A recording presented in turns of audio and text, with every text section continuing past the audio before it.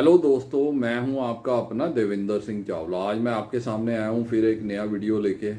इससे पहले जो मैंने एक वीडियो बनाया था उस पर मैंने आपको बताया था कि Canada spouse open work permit में कौन कौन से डॉक्यूमेंट चाहिए। उसके ऊपर आप लोगों के बहुत अच्छे व्यूज़ आए, उसके लिए बहुत बहुत धन्यवाद। चलो आज हम अपना नया वीडियो शुरू करते हैं। तो इस वीडियो में मैं आपको 10 अलग अलग क्वेश्चंस का आंसर दूंगा। तो पहला क्वेश्चन ये है कि जो लोग स्टूडेंट्स हैं, जो जिनका प्रोफाइल स्टूडेंट का प्रोफाइल है, वो कोई जॉब नहीं करते या एग्रीकल्चर नहीं करते या बिजनेस नहीं करते, उनका स्टूडेंट प्रोफाइल है, तो क्या वो कनाडा टूरिस्ट वीज़ा लगवा सकते हैं। देखिए, अगर आप स्टूडेंट है तो आपको बोनाफाइड सर्टिफिकेट लेना पड़ेगा कॉलेज से। आपको शो करना पड़ेगा कि आप वहाँ के रेगुलर स्टूडेंट हैं और आप कनाडा टूरिस्ट वीज़ा लगवा सकते हैं। उसमें आपकी पेरेंट्स की प्रोफाइल देखी जाएगी, उसमें आपकी profile as a student show होगी। तो उसमें जो आपके फंड्स नहीं देखे जाएंगे, पेरेंट्स के फंड देखे जाएंगे। तो उस बेस पे आपका कनाडा का टूरिस्ट वीज़ा लग सकता है। दूसरा क्वेश्चन ये है कि कुछ लोग पूछते हैं कि वो डिपोर्ट हुए हैं किसी कंट्री से, तो उनके जैसे पासपोर्ट में डिपोर्टेशन की स्टैंप है, तो क्या वो कनाडा का टूरिस्ट वीज़ा अप्लाई कर सकते हैं। देखिए, अगर आप कहीं से डिपोर्ट हुए हैं तो अगर आपके पासपोर्ट में डिपोर्टेशन की स्टैंप है तो आप कनाडा टूरिस्ट वीज़ा अप्लाई कर सकते हैं। पर उसमें आपके मेरिट्स के हिसाब से देखा जाएगा कि आप क्यों डिपोर्ट हुए थे, क्या कारण था उसका, और उसके बेस के ऊपर वीज़ा ऑफिसर डिसाइड करेगा कि आपको वीज़ा देना है या नहीं देना है। तो चलो हम चलते हैं तीसरे क्वेश्चन में। तीसरे क्वेश्चन में काफ़ी लोग मेरे को फ़ोन करके या कमेंट करके भी पूछते हैं कि वो लाइट ड्राइवर हैं। लाइट ड्राइवर मतलब कार के ड्राइवर हैं और वो सऊदी अरेबिया में या दुबई में या गल्फ़ कंट्रीज में काम कर रहे हैं एज ए कार ड्राइवर, या जिसको हम हाउस ड्राइवर भी कहते हैं। तो क्या उनको जॉब मिल जाएगी कनाडा में।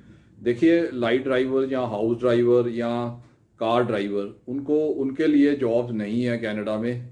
हाँ, ट्रक ड्राइवर्स के लिए जॉब है जिनके पास गल्फ़ कंट्रीज़ का लाइसेंस है, Dubai, Saudi Arabia, Qatar, Kuwait, इन कंट्रीज़ का लाइसेंस है, तो उनको वहाँ पे ट्रक ड्राइवर की जॉब मिल सकती है और वो वहाँ पे माइग्रेट कर सकते हैं as a truck driver. LMIA वो लेके वहाँ पे वर्क परमिट लेके वहाँ पे सेटल हो सकते हैं।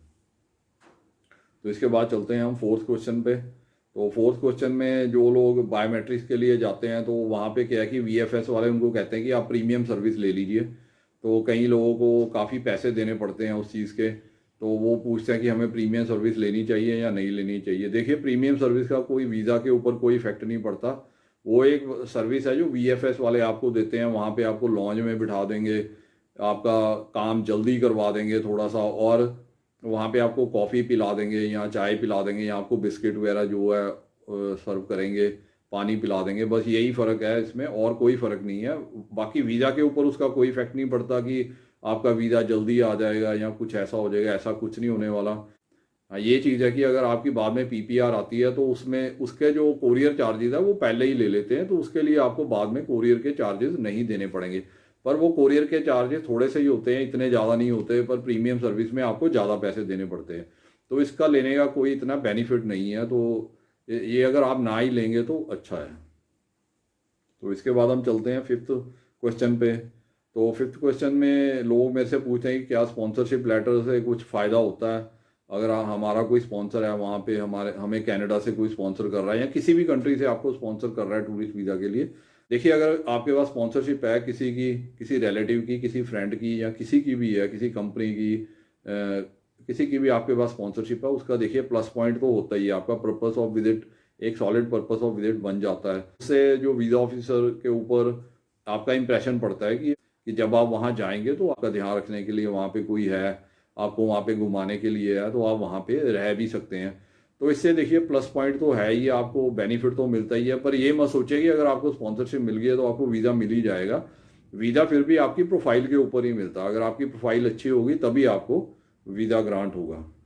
इसके बाद हम चलते हैं सिक्स क्वेश्चन पे। तो सिक्स क्वेश्चन में क्या है कि कुछ लोग है कि वो बाहर काम कर रहे होते हैं, कोई गल्फ कंट्रीज में काम कर रहे हैं, कोई जैसे सिंगापुर में काम कर रहे हैं या यूरोप में काम कर रहे होते हैं, आउट ऑफ इंडिया काम कर रहे होते हैं, वो NRI होते हैं। तो वो पूछते हैं कि वो वीज़ा अप्लाई कर सकते हैं, लगवा सकते हैं। देखिए, NRI जो हैं वो इजीली वीज़ा लगवा सकते हैं और उनका वीज़ा के चांसेस भी बहुत ज़्यादा होते हैं, क्योंकि NRIs की इनकम बहुत अच्छी होती है। तो उनका बैंक बैलेंस भी अच्छा होता है, तो उसके बाद क्या है कि उनकी जो सैलरी है वो अकाउंट में ही आती है नॉर्मली, तो उनकी बैंक स्टेटमेंट अच्छे से बनी होती है, तो उनको वीज़ा ग्रांट होने के चांसेस बहुत हाई होते हैं।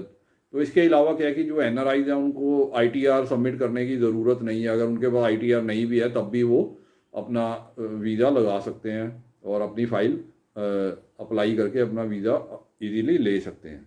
इसके बाद हम चलते हैं 7th क्वेश्चन में। इसमें काफ़ी लोग मेरे को फ़ोन करके पूछते हैं कि उनकी रिफ्यूज़ल लगी हुई है तो वो क्या करें। कई लोग काफ़ी घबराए भी होते हैं कि उनकी रिफ्यूज़ल लगी है, अब वो क्या करें। देखिए, घबराने की कोई बात नहीं है, रिफ्यूज़ल एक पार्ट है वीज़ा प्रोसेस का। अगर आपकी रिफ्यूज़ल लग भी गई है तो कोई इसकी टेंशन लेने वाली बात नहीं है, इससे कोई आपका रिफ्यूज़ल के चांसेस बिल्कुल नील नहीं हो जाते। आप, इसका मतलब ये है कि आपकी कोई ना कोई कमी है आपकी प्रोफाइल में, आप उसको इम्प्रूव करके फिर दोबारा अपनी फ़ाइल लगा सकते हैं और अपना वीज़ा ले सकते हैं। तो रिफ्यूज़ल से घबराने की कोई ज़रूरत नहीं है। इसके बाद हम चलते हैं 8th क्वेश्चन में। 8th क्वेश्चन में क्या लोग पूछते हैं कि सैलरी कितनी होनी चाहिए। देखिए, ये एक बड़ा नॉर्मल सा सवाल है, काफ़ी जिनकी जॉब प्रोफाइल है वो सभी यही पूछते हैं।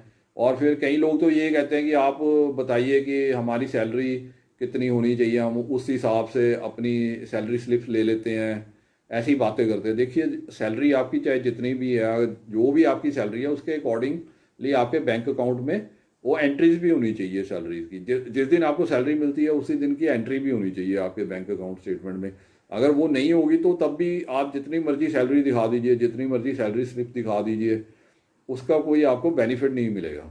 तो इस चीज़ का आप ध्यान रखिए, आप इसको मत सोचिए, इसको लाइटली मत लीजिए, क्योंकि अगर आपकी सैलरी है 50,000 तो आपकी एंट्रीज भी होनी चाहिए बैंक अकाउंट में 50,000 की, तभी आपको वो बेनिफिट मिलेगा।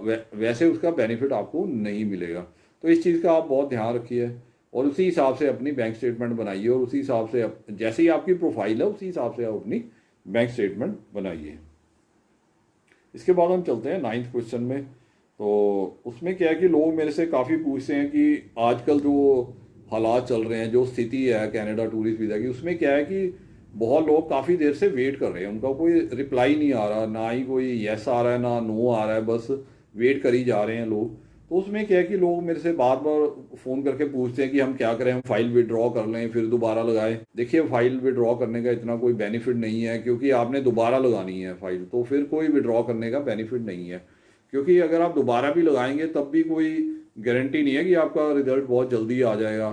और अगर आप ऑलरेडी वेट कर रहे हैं तो आप वेट कीजिए, थोड़ा थोड़ा धैर्य रखिए, थोड़ा पेशेंस रखिए, क्योंकि बैकलॉग बहुत ज़्यादा है इसलिए टाइम लग रहा है। इसमें कोई कोई जानबूझ के तो ये कर नहीं रहा, ना ही एम्बेसी वाले कर रहे हैं ना कोई और कर रहा है। देखिए, बैकलॉग होने की वजह से ये टाइम लग रहा है, तो आप पेशेंस रखिए, थोड़ा धैर्य रखिए, और हर एक का रिजल्ट आएगा, रिजल्ट हर एक को मिलेगा, चाहे वो येस मिले चाहे नो मिले, रिप्लाई हर एक का आएगा। तो आप वेट करिए, फाइल को विड्रॉ करने की कोई बेनिफिट नहीं है इतना। फाइल अगर किसी रेयर केसेस में आप विड्रॉ करके दोबारा लगा सकते हैं, अगर आपकी प्रोफाइल में बहुत ही अच्छा इंप्रूवमेंट हुआ है या कुछ ऐसी बात हुई है, कोई लाइफ चेंजिंग इवेंट हुआ है आपके लाइफ में, तब आप कर सकते हैं, वैसे कोई फ़ायदा नहीं है, क्योंकि कोई बेनिफिट नहीं है, कोई गारंटी नहीं है कि अगर आप फाइल विड्रॉ करके दोबारा लगाएंगे तो आपको वीज़ा मिलेगा ही, आपका रिजेक्शन भी आ सकता है। तो इस चीज़ का आप ध्यान रखिए और बहुत सोच समझ के ये डिसीजन लीजिए।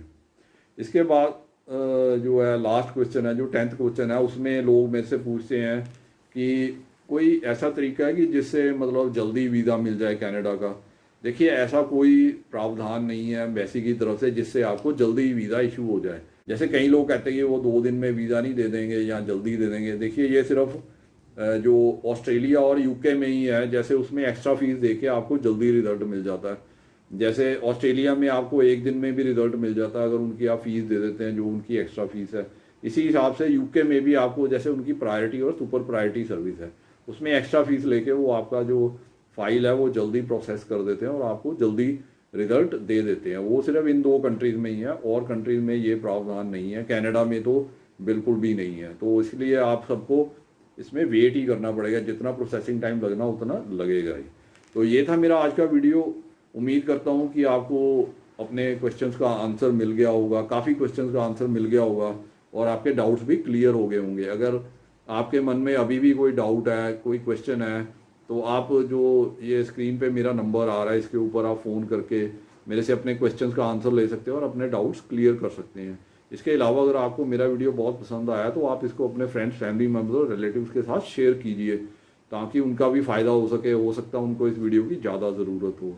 इसके अलावा आप अगर मेरे वीडियो पे आज पहली बार ही आए तो आप मेरा चैनल सब्सक्राइब कर दीजिए, और उसके बाद जो बेल आइकन आता है उसको प्रेस कर दीजिए, ताकि आपको मेरे वीडियो की जो नोटिफिकेशन है, इन्फॉर्मेशन है, सबसे पहले मिल सके।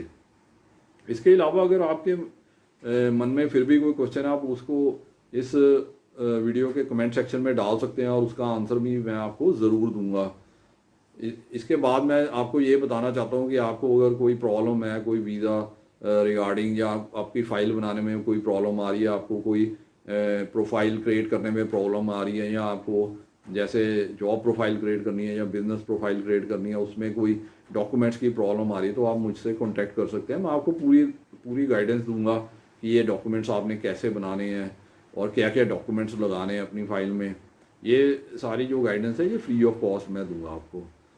इसके बाद मैं आपको बताना चाहता हूँ, जैसे मैं हर अपने वीडियो पे बताता हूँ कि मैंने आपके लिए ये बुक लिखी है, जिसमें मैंने सारे आपको डॉक्यूमेंट्स बताए हुए हैं कि कौन कौन से डॉक्यूमेंट लगाने हैं, और उनका स्पेसिमन भी दिया हुआ है, सैंपल सारा कुछ दिया हुआ है, जिसको आप देख के अपने आप अपनी फाइल बना सकते हैं। किसी एजेंट या कंसल्टेंट के पास जाने की जरूरत नहीं है। इस बुक की कीमत है सिर्फ 450 रुपये, 450 रुपीज़ ओनली, जो आप मुझे पेटीएम या बैंक ट्रांसफ़र से या गूगल पे से भी भेज सकते हैं। और जैसे ही आपकी पेमेंट मुझे मिलेगी तो मैं आपको ये जो बुक है आपको आपके एड्रेस पे कोरियर या रजिस्टर्ड पार्सल के थ्रू भेज दूंगा।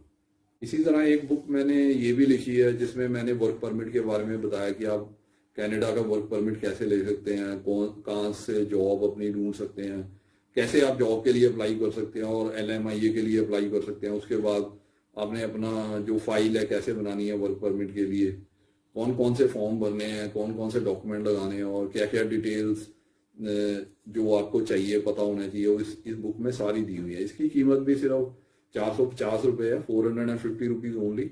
ये भी आप मुझे गूगल पे या पेटीएम या बैंक ट्रांसफ़र के द्वारा भेज सकते हैं। और मैंने जो पेटीएम और गूगल पे नंबर है नीचे डिस्क्रिप्शन में दिया हुआ, आप वहाँ पे पेमेंट करके मुझे जैसे ही इन्फॉर्म करेंगे, मैं आपको आपके एड्रेस पे ये बुक कोरियर या रजिस्टर्ड पार्सल के द्वारा भेज दूंगा। इसके अलावा जो मैं हर वीडियो में ऑफर देता हूँ आप लोगों के लिए, आपके बेनिफिट के लिए, कि अगर आप कनाडा की टूरिस्ट वीज़ा की फ़ाइल फ्री ऑफ कॉस्ट बनवाना चाहते हैं तो आप मेरे को कॉन्टैक्ट कर सकते हैं मेरे मोबाइल नंबर पे जो नीचे डिस्क्रिप्शन में दिया हुआ है।